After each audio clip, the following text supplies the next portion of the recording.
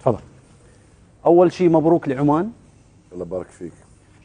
عمان استحق بكل جداره انه يصل للمباراه النهائيه. لا نقعد واحد يعني في اشياء لازم نتكلم وتكون واقعي فيها. منتخب عمان من اول مباراه انا شو قلت لك؟ قلت لك فريقكم جيد، فريقكم عنده مدرب جيد، عنده لاعبين جيدين، عنده مدرب بيعرف كيف يوظف لاعبين، وهذا ما استغله عمان. وصراحه انا بعد الاشاده بالمدرب يعني مع الاسف في بعض العمانيين جتني مسجات على تليفوني الخاص يتكلمون على المدرب وما احب اذكر اساميهم. لا، مدرب جيد، مدرب يعرف كيف يشتغل، موظف لاعبيه بشكل جيد، يلعب على امكانياته، بعد كل مباراه تشوفه متطور وافضل داخل الملعب. مبروك 10/10. السعوديه كم هدف من كره ثابته استقبلت السعوديه؟ اول مباراه هدف قدام اليمن، هدف كورنر. واليوم كرتين ثابته مثل ما قال ابو علي. هدف اليوم هذه كرتين ثابته، الرميه الجانبيه كره ثابته، والكره هذه 4 أهداف. 4 أهداف. لا تقنعني تقول لي المدرب ما متكلم مع اللاعبين، مستحيل. لا، متكلم ومتعلق متكلم وصاير عصبي وموبخ كل الفريق، لكن اللاعبين ما يستجيبون.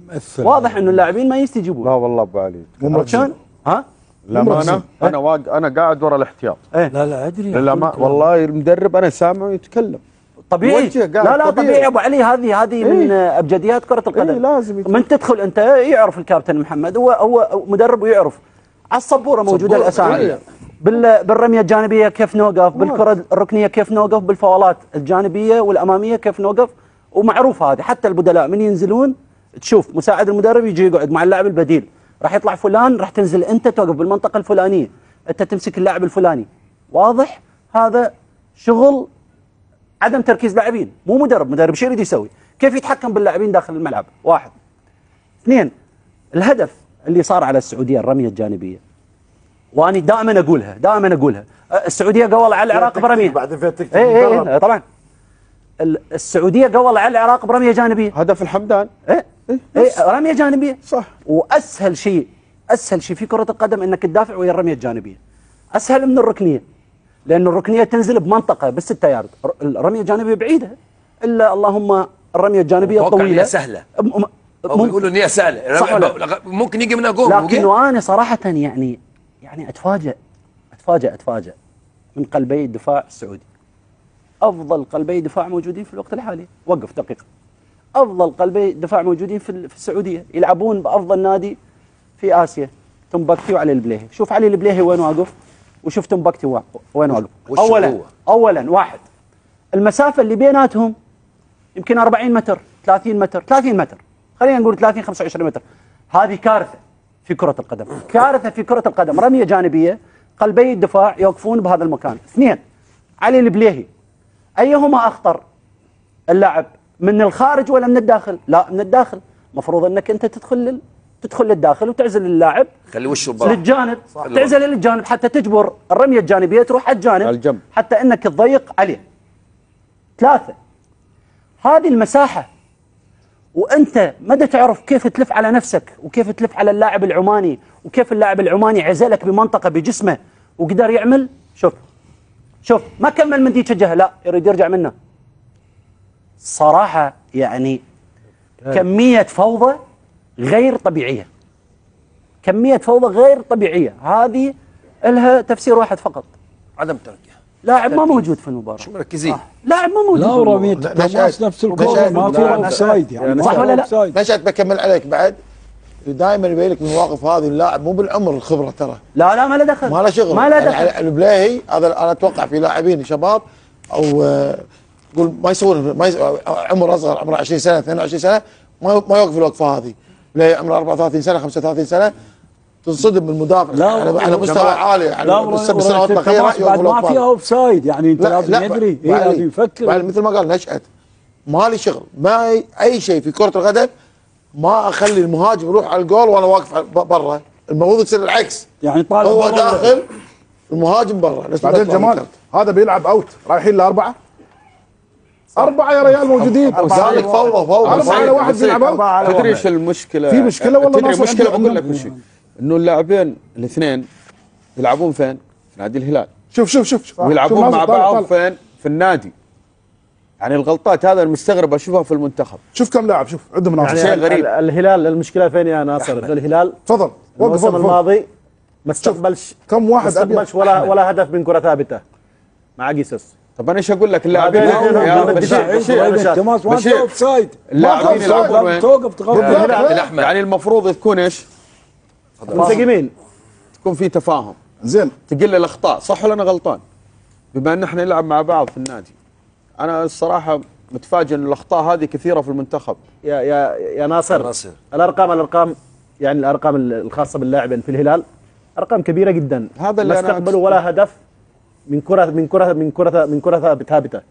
اليوم مع المنتخب تقريبا 4 مباريات واربع اهداف. نعم. في حاجه تحتاج مراجعه، مثل ما قال الكابتن ايضا التمركز حق قلوب الدفاع مسافه فوق 30 متر. لا في فوضى في تنظيم الدفاع. نادي الهلال في قائد يوجههم بشير ما في قائد صح.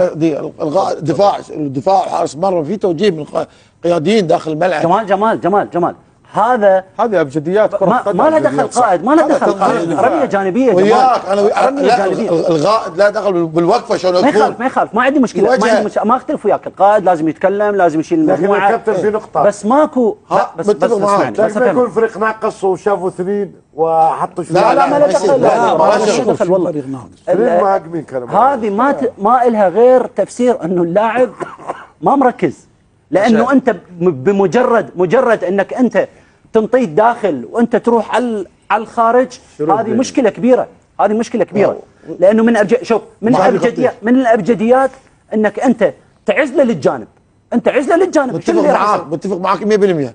وحتى القلب الثاني مكانه مو صحيح، لازم كان لازم يجدد. يصير نشأت هذه هي صح. القلب الثاني لازم يجدد.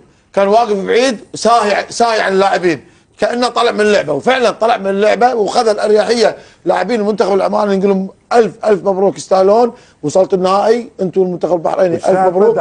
فريقين شيفري عبد الرحمن يستاهل. انا اقول لك فريقين قدمتوا مستوى الاروع، الكل قاعد يشد فيكم وتستحقون انكم توصلوا النهائي. بس المنتخب العماني اليوم المشيفري والله لاعبين الروح القتاليه اللي لعبتوا فيها قله من الفرق الاسيويه اللي تلعب ب10 لاعبين ضد السعوديه ويفوزون عليها. هذا سواه المنتخب العماني على مستوى اسيا. قله من الفرق اللي يلعبون ب10 لاعبين يفوزون على المنتخب السعودي. المنتخب العماني قدر يسويها مع المدرب اللي انا سميته السير. عديته شنو مسمينه بعمان ما ادري. السير صراحه مدرب ولا اروع، مدرب هادي، مدرب يعرف امكانيات لاعبينه، مدرب صار عنده نقص 4 لاعبين امام المنتخب السعودي قبل نهائي كاس الخليج. قدم مستوى ولا 4 من لاعبين ومدرب. مبروك يا الرواس. لا انا بعد نفس الشيء بغيت يا خالد اشيد باللاعبين صراحه اللي لعبوا والاحتياط واللي كانوا في المدرجات. صراحه اليوم اثبتوا العمانيين كلكم، العمان كامل نكون ابطال بحقيقه، ابطال بمعنى الكلمه. اولا لتصميمكم، ثقتكم في النفس. يعني مش معقوله مثل ما قال جمال بطوله في الدقيقه 20 مع بطل اسيا السعوديه اسم كبير في كره القدم. هذا حقيقه يعني. ولاعبين في انديه محترفه قويه في الهلال، صاحب بطوله انديه وهذا وثقه سهله يا ناصر في الملعب. حتى اعطونا ثقه بنفوز. انا قلت ثقه وما كنا مطرودين والله. مرتدات ولا مباراه مثيره لاخر دقيقه.